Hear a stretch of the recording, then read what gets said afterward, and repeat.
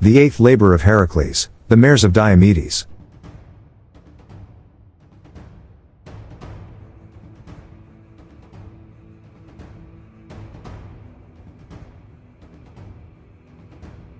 In the shadow of the gods, where the sun's rays dare not penetrate, there existed a terror that defied reason and sanity. The Mares of Diomedes. Beware the Mares of Diomedes.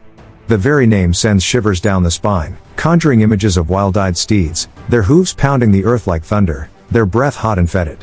These were no ordinary horses, they were the offspring of a god and a tempest, born from the tumultuous union of Poseidon and a mortal mare. Their ferocity knew no bounds, and their hunger was insatiable.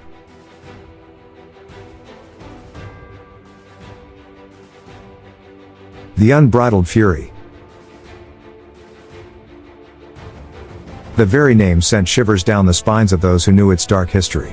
Imagine a herd of horses, not mere beasts, but monstrous abominations, creatures forged from nightmares and the twisted whims of the gods. Their eyes glowed with an otherworldly fire, and their hooves struck the earth like thunder. These were no ordinary steeds, they were the embodiment of chaos, hunger, and unbridled fury.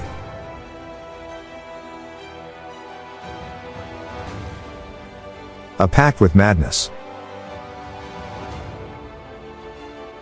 Dear listener, allow me to take you back to the time when Heracles, the mighty demigod, stood at the crossroads of destiny.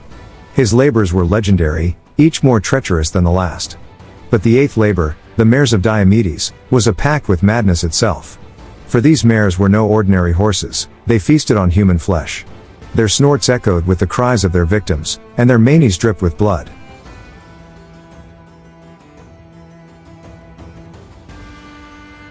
The whispered rumors.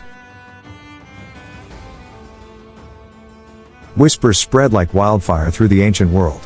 Some claimed the mares were the offspring of Poseidon and the wind itself, born in the darkest caverns of Thracian soil. Others insisted they were the remnants of a forgotten age, remnants of a cosmic war. Their breath could ignite cities, and their gallop could shake the very foundations of Olympus. Such tales were dismissed as exaggerations, but in truth, they fell short of reality.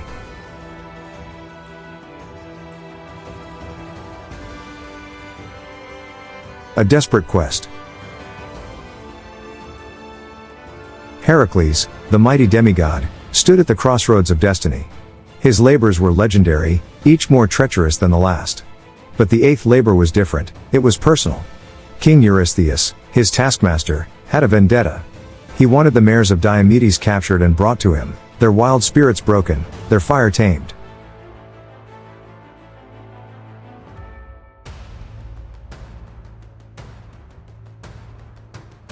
And so, Heracles embarked on his perilous quest. He sailed to Thrace, where the mares roamed free, their eyes gleaming with hunger. Their keeper, the mad King Diomedes, reveled in their savagery. He fed them the flesh of travelers, criminals, and even his own subjects. The land quaked under their hooves, and the air reeked of death.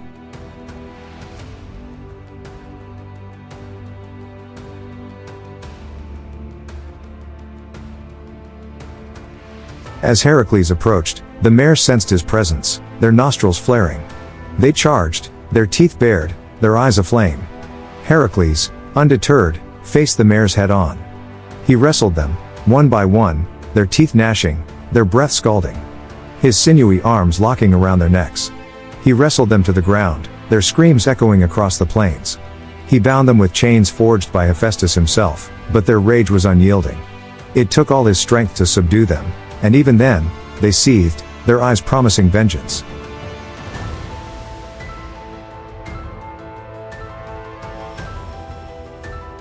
Contemplating monstrosity. Yet victory came at a cost. Heracles lost his companion, Abderus, torn apart by the frenzied mares. Grief and rage fueled his resolve.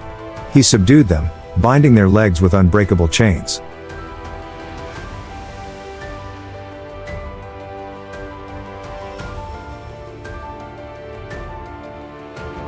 As Heracles led the mares back to King Eurystheus, he pondered the nature of monstrosity. What drove these beasts to madness? Was it their divine blood, their cursed lineage, or the cruelty of their keeper? Were they evil, or merely victims of their own twisted existence? Did they choose their hunger, or was it thrust upon them by cruel fate? In their eyes, he glimpsed a primal hunger, the same hunger that drove him to his labors. Perhaps, in their wildness, he saw a reflection of his own soul.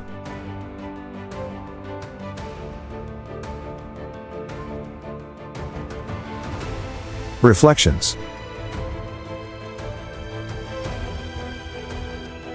And so, the eighth labor left its mark on Heracles.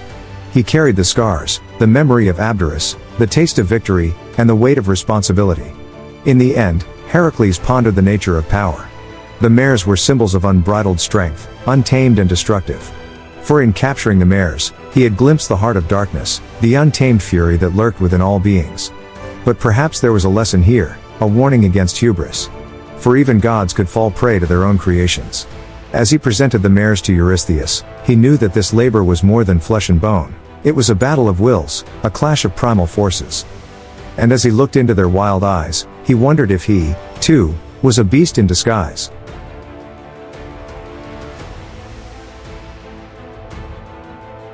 Reflecting on the theme of Diomedes' mares, what story can we compare this feat of Heracles to?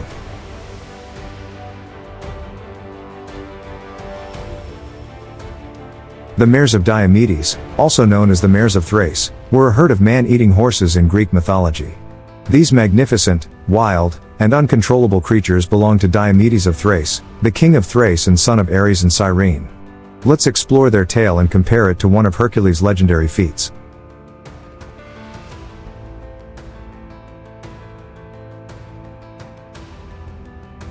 The Mares of Diomedes. These horses were kept tethered by iron chains to a bronze manger in the now vanished city of Tyrida.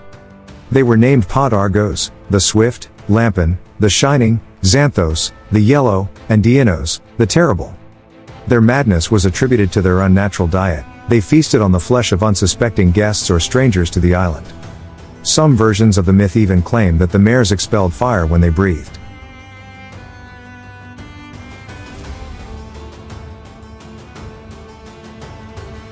Heracles' task. As part of his 12 labors, Heracles was sent by King Eurystheus to steal the mares from Diomedes. In one version, Heracles brought volunteers to help him capture the giant horses. After overpowering Diomedes' men, he broke the chains that tethered the horses and drove them down to the sea. Unaware of their man-eating nature, Heracles left the mares in the charge of his favored companion, Abderus. Tragically, Abderus was eaten by the horses. Seeking revenge, Heracles fed Diomedes to his own horses and then founded the city of Abdera next to Abderus' tomb. Comparison with Hercules' feats. The mares of Diomedes represent a challenge akin to Hercules' other labors. Just as Hercules faced the Nemean lion, the Lernaean hydra, and other formidable foes, capturing these man-eating horses required cunning and strength. The parallel lies in overcoming seemingly insurmountable odds and achieving victory through bravery and resourcefulness. In summary, the Mares of Diomedes serve as a captivating episode in Greek mythology, echoing the heroic struggles and triumphs we associate with Hercules.